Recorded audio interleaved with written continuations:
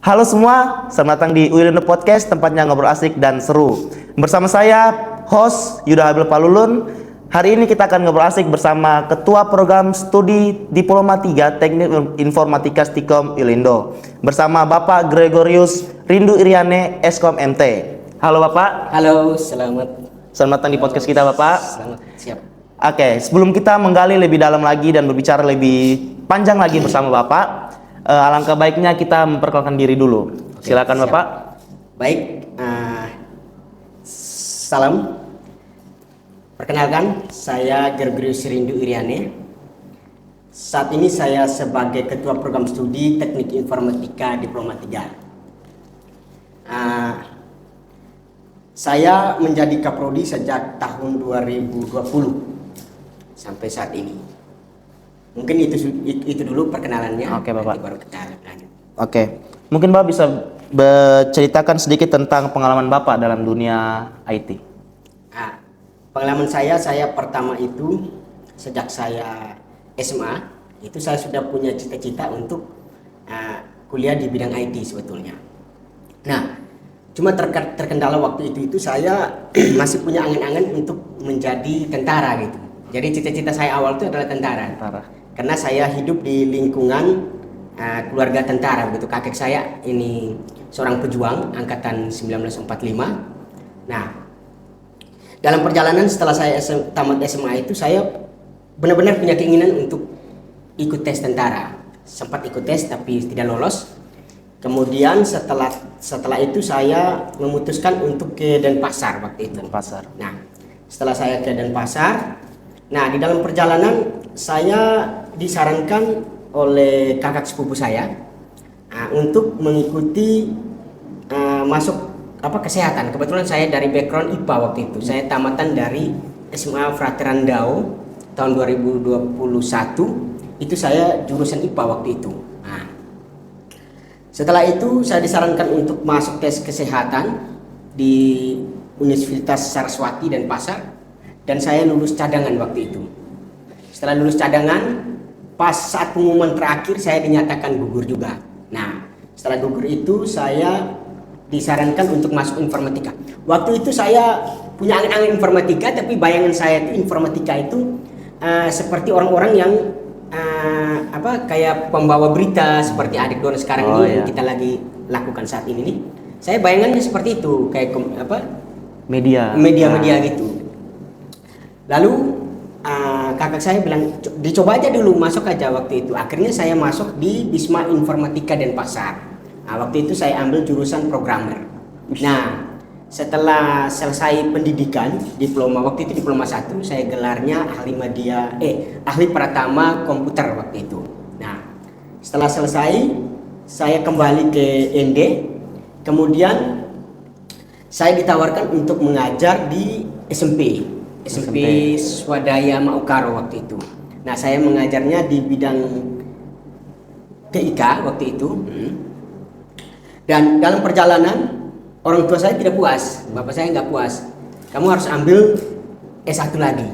Nah, waktu itu saya searching, dapatlah di NTT itu ada Stikom Uylindo namanya. Nah, sudah saya ke sini, kemudian saya kuliah lagi di tahun 2004 waktu itu. Nah, setelah selesai di 2004 itu, setelah kuliah 2004, 2007 baru selesai. Ya, 2007 selesai. Setelah selesai, saya kembali ke ND.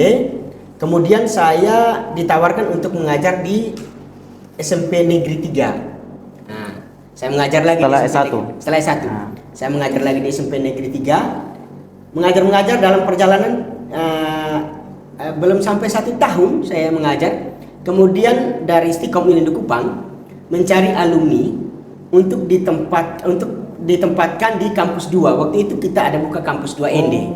Nah, ada Stikom Uylindo kampus 2 ND. Jadi saya dicari waktu itu Pak Yohanes Payong yang cari waktu itu, Pak Payong, senior saya, dosen saya juga. Nah, setelah itu saya mencoba untuk menjadi dosen waktu itu dengan ijazah sarjana komputer.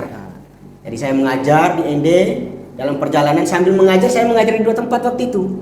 Saya mengajar di Stikom Indo Kampus 2ND, saya juga mengajar di SMP Negeri 3. Nah, jadi dalam perjalanan saya mengajar, kemudian saya ditawarkan dari lembaga untuk ambil S2.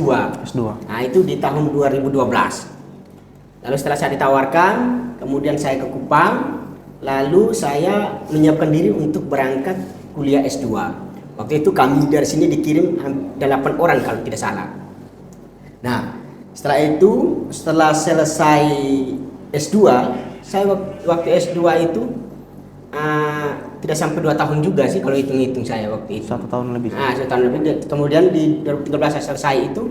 Nah, setelah selesai itu saya nggak langsung ke Kupang sini, tidak langsung ke Stikom. Saya ke ND lagi. Kembali ke ND, saya mengajar di Stikom ND. Nah, dalam perjalanan karena ada nomenklatur baru ya, bahwa kampus yang belum terakreditasi A misalnya belum bisa buka kampus jauh ya, kampus jauh yang notabene langgar laut dari kampus induk gitu ya. Kalau dia mungkin dalam satu wilayah di Kupang mungkin bisa, tapi ini terlalu jauh. Jadi beda daratan. Beda daratan. Ada nomenklatur itu sehingga kami semua dosen itu dialihkan ke Kupang. Dan yang datang ke Kupang itu hanya kami 2 orang, saya sama Pak dosen 1 namanya Pak Benedictus Baya. Beliau sempat mengajar di sini. Setelah itu mungkin jarak dengan istri mungkin seperti apa, akhirnya beliau mengundurkan diri dan lamar di Stikom. Bukan di Stikom tapi di Universitas Flores. Nah, dan sekarang beliau sudah jadi kaprodi. Dan saya bersyukur bahwa saya bisa menjadi dosen IT saat ini ya, dengan punya keinginan yang besar ya, punya keinginan yang kuat dari dulu bahwa saya harus bisa menjadi dosen IT, akhirnya tercapai juga saya. Oke Bapak, tadi sesudah S1 Bapak lanjut S2. Ya, S2 ini mengambil jurusan apa dan di mana? Saya mengambil jurusan Magister Teknik Informatika di Universitas Atmajaya Yogyakarta. Oh, Atmajaya. Waktu diplomanya saya di Bisma Informatika Denpasar, terus S2-nya saya di Atmajaya Yogyakarta. Ambil Magister Teknik Informatika. Jadi linear dengan S1. waktu saya ambil diploma dan diploma. S1-nya. Oh iya. Jadi Bapak 3 kali kuliah, diploma, S1, baru S2. Baik Bapak, ini apa yang atau alasan Bapak menjadi ketua prodi diploma 3 di Stikom? Kalau kita berbicara tentang alasan sih, sebetulnya ini mungkin takdir ya, mungkin takdir. Dan saya tidak punya angan-angan waktu itu untuk menjadi kaprodi. Dan waktu itu saya setelah dari ND itu, saya ditempatkan menjadi sekretaris kaprodi Teknik Informatika Diploma 3. Sekretaris. Nah, waktu itu kaprodinya di Pak Petrus Katemba. Nah, dalam perjalanan setelah masa Pak Petrus selesai, karena waktu itu saya sebagai sekretaris sudah punya belajar banyak ya di bidang prodi misalnya, di bidang akademik. Akhirnya saya mengikuti seleksi ya. Kita di sini seleksi. Seleksi. Ya, kita seleksi dan di saat di seleksi itu saya yang menjadi pemenangnya untuk jadi kaprodi saat itu dari tahun 2020 hingga sekarang. Kalau boleh tahu itu seleksinya apa saja Bapak untuk naik ke jenjang kaprodi? Biasanya seleksinya itu kita awalnya pertama kita ajukan lamaran ya. Kita ajukan lamaran, kemudian setelah ajukan lamaran diseleksi lamaran kita ya. Kemudian program-program kerja kita diperiksa oleh pihak yayasan. Kemudian setelah itu kita disuruh memaparkan visi misi dan program kerja kita. Jika visi misi dan program kerja kita itu sesuai, maka kita mungkin akan menjadi pemenang gitu. Baik Bapak. Kalau untuk visi misi Bapak apa di menjadi ketua prodi ini? Visi misi diploma 3. Visi kami adalah visi di program studi teknik informatika ya. Dia menjadi program studi unggulan ya, program unggulan di NTT ya di tahun 2025 ini. Kemudian di tahun 2030 itu paling tidak sudah unggul sudah global gitu. Global. Seperti itu. Kalau boleh tahu 3 bidang ya. Iya. Bidang animasi, Animasi. kemudian pemrograman web dan pemrograman jaringan. Oh, 3 bidang itu. 3 bidang itu. Bapak sudah berapa lama menjabat sebagai ketua prodi? Saya sudah 2 periode. Ini masuk periode kedua. 2 periode. Iya, masuk 2 periode. Weh, memang takdir sini berarti. Iya, takdir. Oke, kita mau lebih tahu nih Pak, lebih dalam lagi tentang teknik informatika diploma 3. Iya. Bisa jelaskan secara singkat apa sebenarnya itu teknik informatika diploma 3? Oke, baik.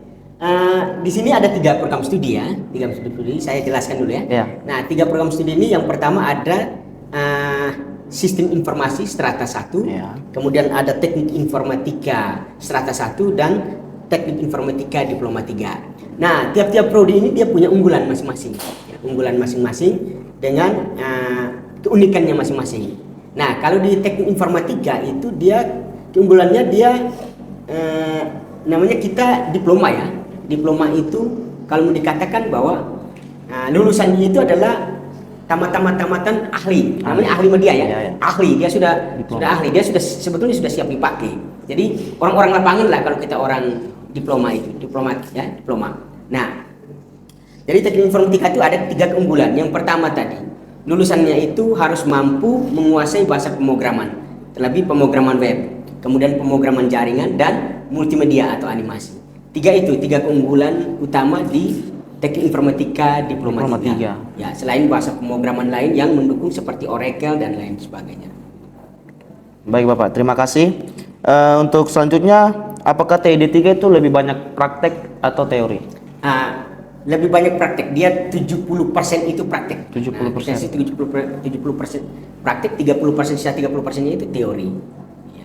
Karena tadi seperti Bapak bilang diploma itu orang lapangan lah, Orang lapangan, diplomatik ya. ya. Oke. Berarti peluang karirnya itu lebih luas karena kan orang lapangan Bapak. Cukup luas. Cukup luas. Dalam arti begini, saya cukup bangga ya, saya bangga di NTT ini.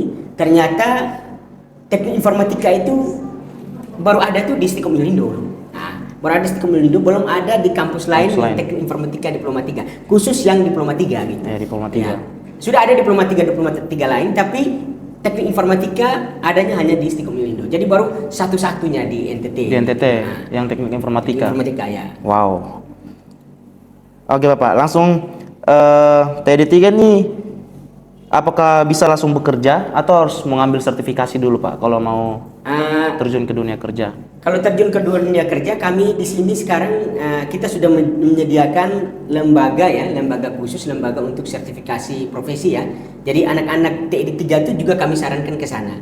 Nanti ijazahnya itu ada istilahnya bilang sertifikat pendamping ijazah kayak gitu. Sertifikat pendamping ijazah. Jadi sebetulnya tidak menutup kemungkinan dia bisa lamar kerja dengan ijazah yang langsung ijazah D3. Tapi alangkah baiknya kami menyarankan bahwa dia ambil profesinya ya, sertifikasi profesinya. Itu yang menunjukkan keahlian, keasnya dia gitu. Karena diploma. Iya. Ya. Oke, tantangan Bapak. Kita berbicara tantangan. Apa tantangan terbesar Bapak selama menjabat sebagai ketua prodi TD3? Tantangan terbesarnya adalah minat sebetulnya. Minat dari masyarakat NTT itu cenderungnya begini. Saya kuliah, saya harus ambil S1 gitu. Nah, saya harus ambil S1. Tapi sebetulnya kalau kita membaca peluang bahwa karena teknik informatika ini di NTT masih hanya ada di Uyelindo saja, berarti yang bersaing itu kan hanya anak-anak Uyelindo saja kan, belum ada anak-anak yang lain terkecuali yang tamatan dari Jawa dan lain sebagainya. Nah seperti itu. Jadi kalau menyangkut tantangan, sebetulnya dari minat mahasiswa, jadi kami harus lebih giat promosi ya, melakukan promosi sedemikian rupa agar masyarakat NTT itu mengenal teknik informatika. Ternyata ada loh teknik informatika diploma 3, bukan hanya teknik informatika S1 gitu. Dan itu hanya ada di Stikom Milindo Kupang. Oke Bapak, apakah ada tips dari Bapak untuk mahasiswa yang mempersiapkan diri untuk terjun ke dunia kerja? Tipsnya adalah yang paling pertama adik-adik harus yang paling pertama itu kepercayaan. Ya, kepercayaan. Lalu kita harus yakin bahwa kita bisa. Gitu. Terkadang adik-adik itu tidak punya kepercayaan. Salah satu contoh begini. Misalnya adik-adik disuruh memilih skema sertifikasi profesi misalnya. Rata-rata adik-adik itu mengambil yang paling mudah gitu. Ambilnya Office misalnya. Padahal mereka bisa untuk mengambil kelas programmer misalnya, ya. skema programmer. Tapi mereka takut, Pak, saya takut misalnya jangan sampai saya tidak lulus gitu. Padahal skema programmer itu cukup bagus karena basic sesuai dengan basic mereka kan. Linear. Linear. Seharusnya seperti itu. Itu dia. Itu tips-tipsnya, Pak. Mempersiapkan diri dengan matang untuk terjun ke dunia kerja. Dan jangan takut mengambil programmer. Iya, betul jangan sekali. ambil jalan aman terus. Kita harus Iya, keluar dari betul, zona harus nyaman keluar kita. dari jalan aman. Ya. Oke, Bapak, siap. Untuk masa depan TID 3 ini, Bapak, pesan untuk dari Bapak untuk mahasiswa ke depannya. Apakah saya ingin bertanya, apakah Bapak ada rencana untuk pengembangan TID 3 ke depannya dalam periode dekat ini? Ya, kemarin kita baru selesai reakreditasi program studi ya. Jadi harapan kita adalah TID 3 Stikom Indo itu harus tetap eksis gitu. Harus tetap eksis, dan kalau bisa kita dari akreditasi B oleh Ban PT atau baik sekali oleh LAM Infocom, minimal kita harus akreditasi unggul begitu. Karena kita yang pertama di NTT, jadi kita harus akreditasi unggul. Minimal seperti itu. Seperti itu harapannya. Itu harapannya Bapak ya. Oke. Pesan Bapak untuk mahasiswa TID 3. Pesan saya ya, adik-adik harus lebih giat lagi belajar ya. Terlebih paling tidak dari selesai dari Stikom Indo Kupang, khususnya Teknik Informatika Diploma 3 itu, adik-adik harus menguasai 3 bidang itu. Ya, pemrograman web, pemrograman jaringan, dan multimedia. Itu menjadi dasar pokok kita untuk terjun ke dunia kerja. Itu kan untuk mahasiswa yang sudah ada di TI D3. Ya. Nah, ini sekarang yang belum, yang baru mau masuk dan memilih jurusan ini. Ya. Kenapa mereka harus mempertimbangkan masuk untuk TI D3? Kalau saya sih dari sisi, kalau saya melihat untuk saat ini ya, saat ini yang paling pertama adalah untuk D3 itu, sekali lagi, D3 itu cuma ada di Stikom Indo saja. Itu yang paling pertama. Yang kedua, setelah mereka selesai, mereka memiliki 2 gelar. Yang pertama, gelar ahli media komputer. Setelah mereka selesai D3, mereka bisa lanjut ke S1. Ya, palingan 1,5 semester selesai. Dari sisi biaya juga menekan biaya, karena di D3 itu biayanya hanya, di D3 itu single paket, single paket, dan dia tidak ada biaya SKS. Ya, hanya biaya SPP saja, biayanya 3.500.000 atau setara dengan 583.000 per bulan. Jadi cukup bisa dijangkau lah. Ya, bisa dijangkau. Baik Bapak, itu untuk pesan Bapak untuk mahasiswa atau siswa yang mau masuk program TID 3. Kenapa? Karena baru satu-satunya di NTT, Diploma 3 Teknik Informatika. Yang kedua, dia akan memperoleh 2 gelar. Setelah dia tamat D3 itu, dia memperoleh gelar ahli media komputer. Kemudian setelah itu dia lanjut ke S1, dia akan memperoleh gelar sarjana komputer. Jadi sambil dia lanjut S1, dia juga dia sudah bisa lamar pekerjaan gitu dengan ijazah diplomanya gitu. Nah, jika ada lowongan-lowongan yang membuka atau membuka tenaga diploma 3, dia sudah bisa siap untuk melamarkan diri gitu, seperti itu. Itu yang harus menjadi motivasi untuk siswa yang baru masuk ini, Pak. Oke. Wah, luar biasa, kita sudah ngobrol banyak tentang masa depan pendidikan, tantangan mahasiswa, dan bagaimana dunia akademik terus berkembang ini, dunia teknologi. Salah satunya satu hal yang kita bisa petik dari obrolan hari ini adalah bahwa masa depan bukan ditentukan oleh keberuntungan, tetapi oleh bagaimana kita mempersiapkan diri hari ini. Jadi buat teman-teman mahasiswa, jangan cuma jadi penonton, jadilah pemain di kehidupan kalian sendiri, dan tetaplah terus berjuang. Terima kasih Bapak. Oke, salam. Terima kasih. Buat semua pengalaman yang Bapak sudah bagikan kita, insight dan inspirasi yang Bapak sudah bagikan. Sampai jumpa di episode berikutnya. Tetap penasaran, tetap semangat, dan teruslah belajar untuk masa depan kalian lebih cerah. Saya host sebagai pembawa acara di kali ini, Yuda Habil Palulun, dan bersama Bapak Gergris Rindu Iriane. Oke, kita pamit undur diri. Terima kasih.